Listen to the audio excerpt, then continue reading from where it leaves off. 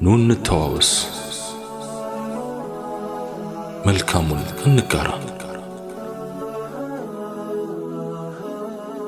ዲናችንን እንወቅ። አለብን አደራ።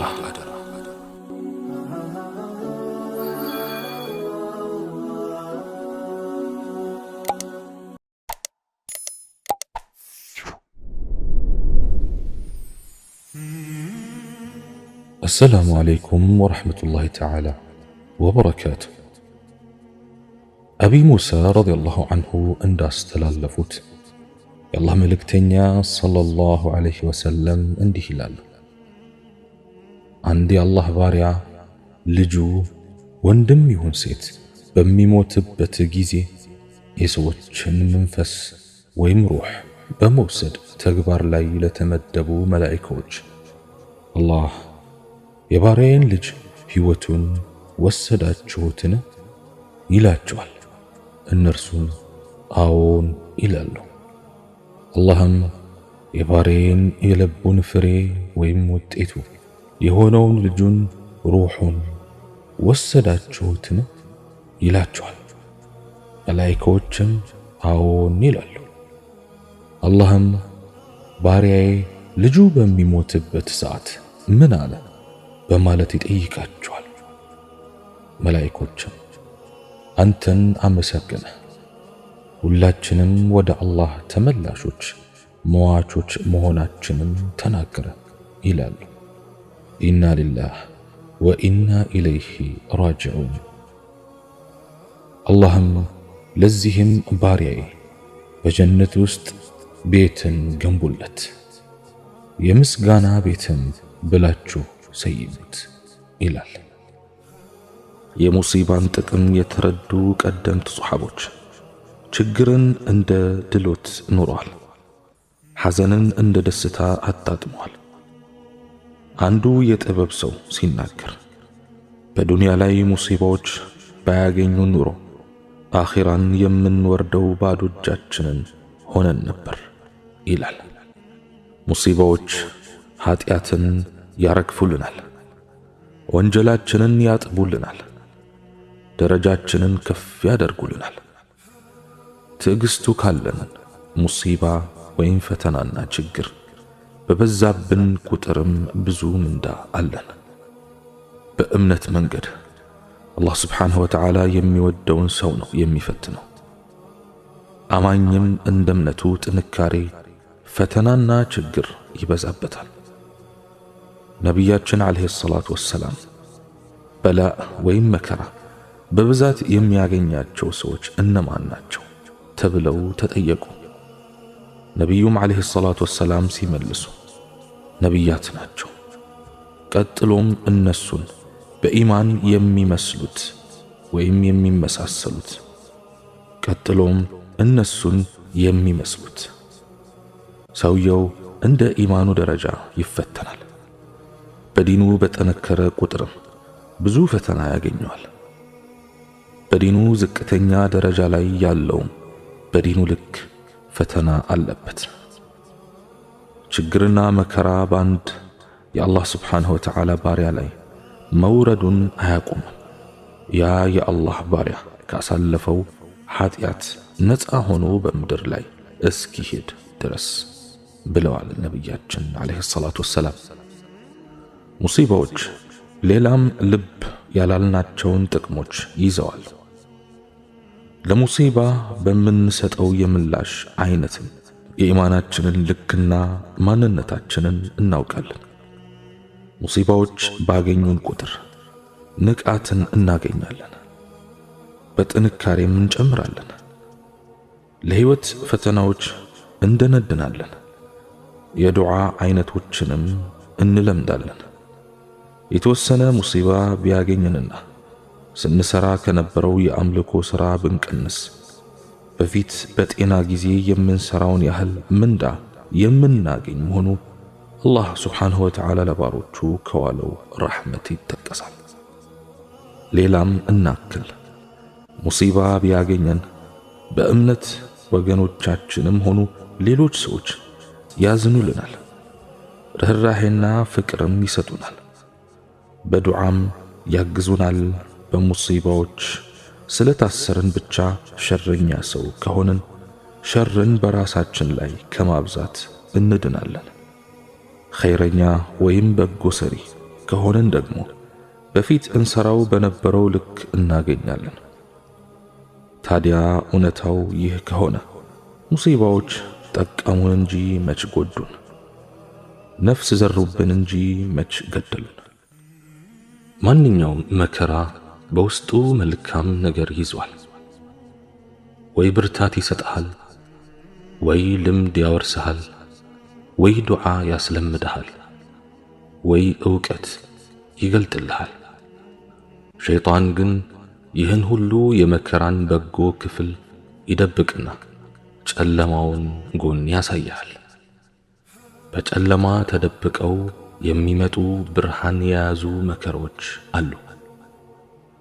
አላህ የእዝነት ብርሃኑን ያሳየን። የምድር ላይ ፈተና ለማንም አልቀረም። ለአላህ ቅርብ የሆኑ ባሮቹ ጭምር ተፈትነዋል። አባታችን አደም በሸይጣን ተፈትነዋል። ነቢዩ አዩብ በበሽታ ተፈትነዋል። ነቢዩ ዘከርያ በልጅ እጦት ተፈትነዋል። ነቢዩ ያዕቁብ በልጆቻቸው ጥመትና በጠፋ ልጃቸው በነቢዩ ዩሱፍ ናፍቆት ተፈትነዋል። ነቢዩ ኑህ በሕዝባቸው ተቀባይነት አጥተው ለበርካታ ዓመታት ጮኸዋል። ነቢዩ ሙሳ በፊርዓውን ጦር ተሳደዋል። ነቢዩ ሙሐመድን ዓለይሂ ሰላቱ ወሰላም ቁረይሾች ተከታትለው ሊያጠፏቸው ሞክረዋል። የቲም ሆነው ከማደግ ጀምሮ እስከ ልጆቻቸው ሞት ሁሉን ፈተና ቀምሷል። ምን ያሳስበናል? ባልሰራነው ሥራ ስማችን ጠፍቶ ባልዋልንበት ውሎ ክብራችንም ተነክቶ ከሆነ ከኛ የሚበልጡ በርካታ ደጋጊ አላህ ባሮች ኑረውበታል፣ አልፈውበታል። ሰዎች የፈጠራቸውን አምላክ አላህ ስብሓንሁ ወተዓላ ጭምር ሳይፈሩና ሳያፍሩ ወንጅለውታል። ሚስት አለው፣ ልጅ አለው፣ ወልዷል፣ ተወልዷል፣ ንፉግ ነው፣ እጁ አይፈታም ብለው በሌለው ባህሪ አነውረውታል። ወልዕያዙ ቢላህ። ያውም እያበላቸው እያጠጣቸው ነው እንዲህ የሚያደርጉት። በንጹህ ከባቢ ያደገችዋን ንጽህት መርየምን ንጽህናዋን እያወቁ ያለ ጋብቻ ዲቃላ ወለድሽ ብለው ስሟን አጥፍተዋል። መናፍቃን የነቢያችንን ዓለይሂ ሰላቱ ወሰላም ባለቤት እናታችንን እመት ዓኢሻን ረዲየላሁ ዐንሃ በዝሙት አነውረው የእሷንም የተከበሩ ባለቤታቸውንም ክብር ነክተዋል። ነቢያችንን ዓለይሂ ሰላቱ ወሰላም ነቢይነታቸውን እያወቁ እብድ ድግምተኛ ብለዋቸዋል። ብንነወር ብንታማ ከኛ የበለጡ ጻድቃን ሁሉ ተነውረዋል፣ ታምተዋልና ምን ያሳስበናል? ዋናውና ከኛ የሚፈለገው ቁም ነገር እውነተኛ መሆንና በዓላማ መጽናት ነው። ሰዎች በሌለን ስምና ግብር ይከሱናል። እውነተኞች ከሆንን በነውረኞች ትችት መደንገጥም ሆነ ወደ ኋላ መመለስ የለብንም። እስቲ ምን ያሳስበናል? በሽታ ከሆነ እሱም የህይወታችን አንዱ አካል ነው። አላህ ስብሓንሁ ወተዓላ ነው የፈጠረው፣ ለፈተና ነው የፈጠረው። አላህ ስብሓንሁ ወተዓላ በሽታን እንደፈጠረው ሁሉ ጤናንም ፈጥሯል እኮ። መታመም እንዳለ ሁሉ መዳንም ይኖራል። ለሁሉም አይነት በሽታ አላህ ስብሓንሁ ወተዓላ መድኃኒቱን አስቀምጧል። በሽታ ከበሽታነቱ ባለፈ ፋይዳም እንዳለው ማወቅ እኮ ይኖርብናል። ወንጀላችን ለማርገፍ ሰበብ ነው። ወደ አላህ ስብሓንሁ ወተዓላ ፊታችንን እንድንመልስም ምክንያት ነው። እኛስ ማን ስለሆንን ነው የማንታመመው? ነቢያችንም ዓለይሂ ሰላቱ ወሰላም ሆነ ሌሎች ነቢያት ሁሉ ታመዋል። ነቢዩ አዩብ ዓለይሂ ሰላም ከ18 ዓመት በላይ እንደታመሙ ነው የሚነገረው።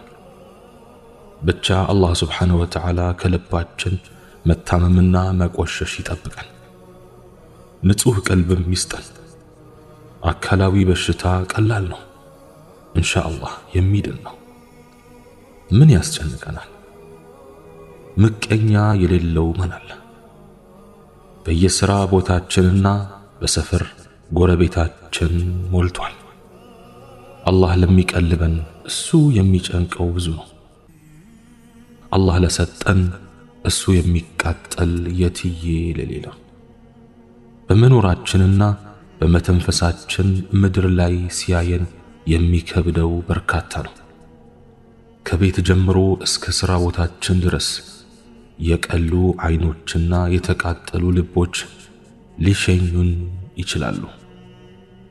በመልካችን፣ በቁመናችን፣ በእውቀታችን፣ በስልጣናችን፣ በሀብታችን፣ በሰው ዘንድ ባለን ተወዳጅነት፣ በትዳራችን፣ በምንለብሰው ልብስ፣ በምንበላው ምግብ፣ አላህ በለገሰን ልጆች፣ በሰራነው ቤት፣ በምንነዳው መኪና የሚቀኑ የሚመቀኙ አሉ።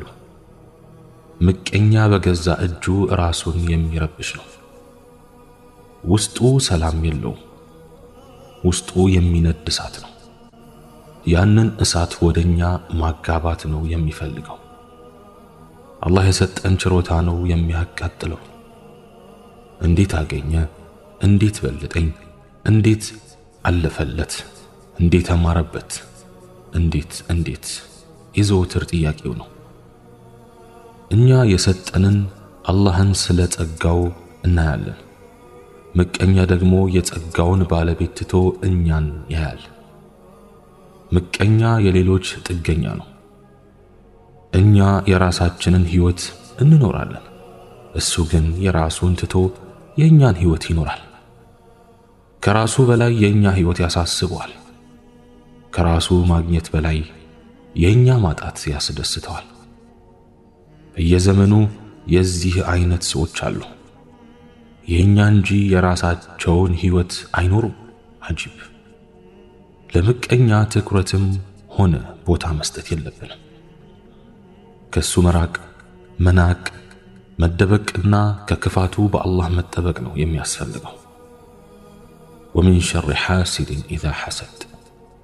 አላህ የልቡን እሳት ያበርድለት። አታስብ ወዳጄ፣ መበደልህ ያሳስብህ ይሆናል። ያለ አግባብ የተሰራብህ ግፍ አንገብግቦህ ይሆናል። አይዞህ፣ አትዘን። ብቻ አንተ በዳይ አትሁን።